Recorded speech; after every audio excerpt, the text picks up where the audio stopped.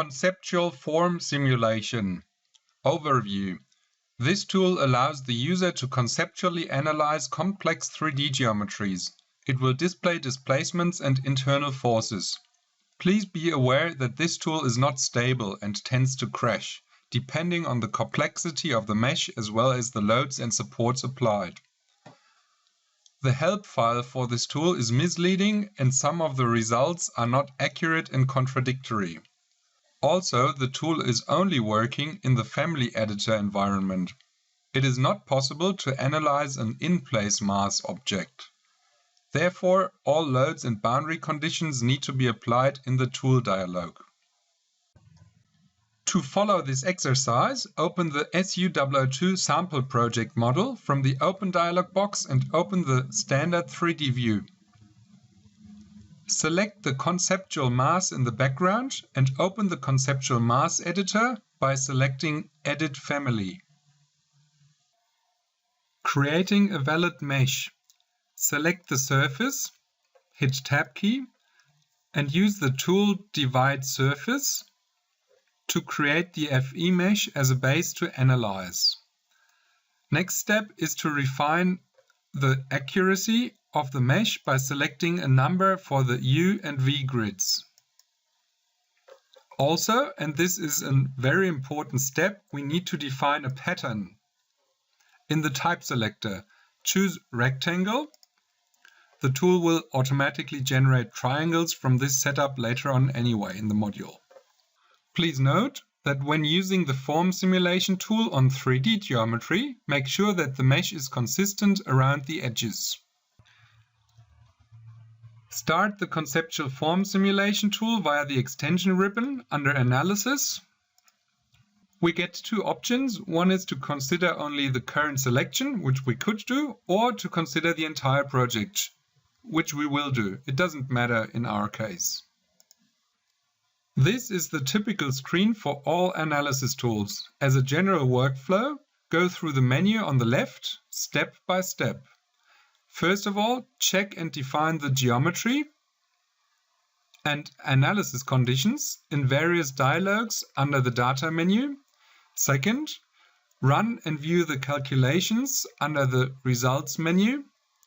And finally, in the Report dialog, view and export a formatted report straight into Word or Excel or as an HTML MHT format for browser viewing. The Geometry dialog. In theory, this should allow you to define the thickness as well as material properties. However, in the current version, this tool only allows to change the thickness. Make sure you follow the following procedure to change the thickness, as it is currently the only way to update the thickness value. First, click on the number in the elements list. Second, change the thickness, type in 100. Then click on the element name rectangle. All other values like E modulus, lateral strain and weight will jump back to the default values as soon as the geometry is deselected. Go to the View tab up here, hit Selection and select the geometry again and see that the lateral strain 0.2 will always jump back to those default values, which reflect some sort of concrete. Supports dialog. Automatically generate pinned supports via the little icon at the top to support the structure. In this dialog, you can also select existing supports and change them to fixed pinned via the tab at the bottom, or delete them by selecting in the View window and hitting the Delete key. Please note that the plugin tends to crash when altering supports in this dialog. However, we hold down Control key, select all those supports here, apart from the outer ones, and hit Delete key on your keyboard to delete them. Cases and Combinations dialog. Disregard the Combinations tab, as at this time there are no combinations possible. Self-weight will be a separate load case, taking the proper self-weight from the geometry according to the geometric data as well as from the material definition in the geometry dialog.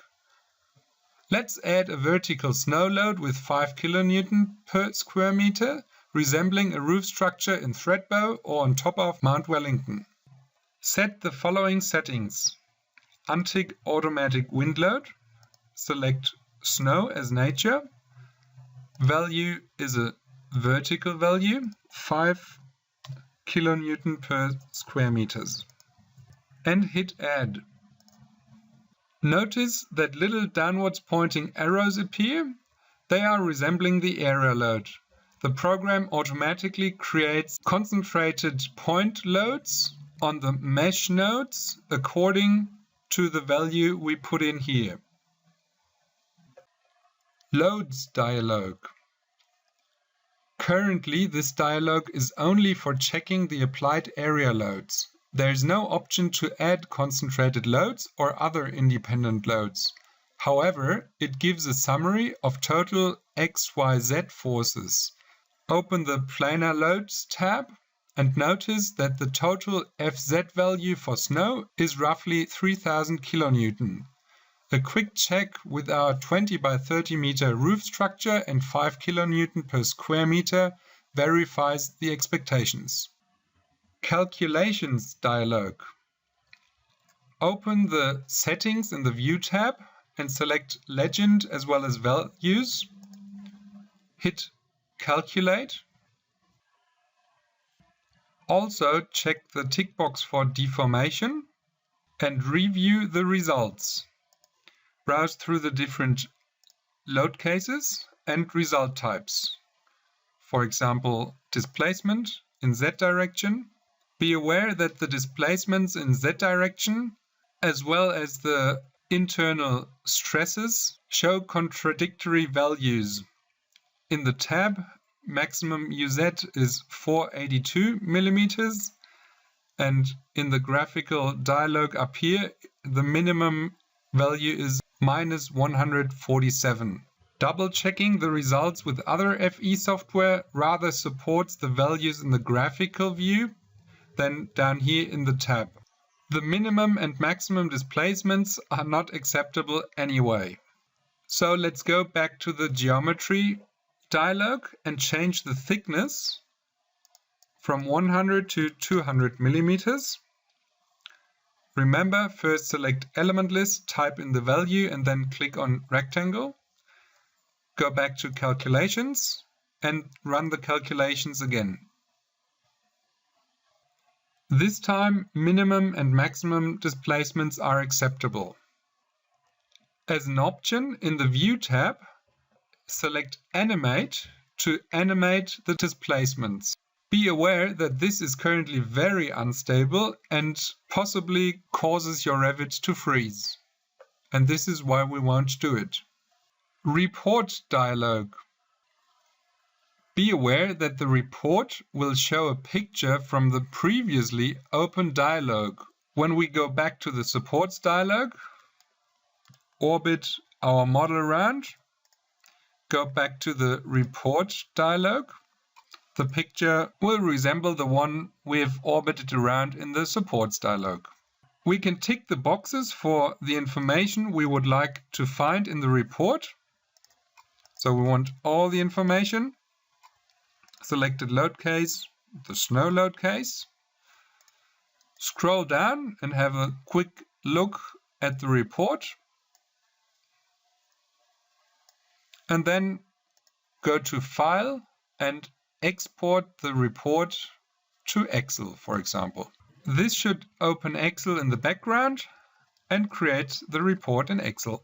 Go back to Revit, as this concludes the exercise Conceptual Form Simulation.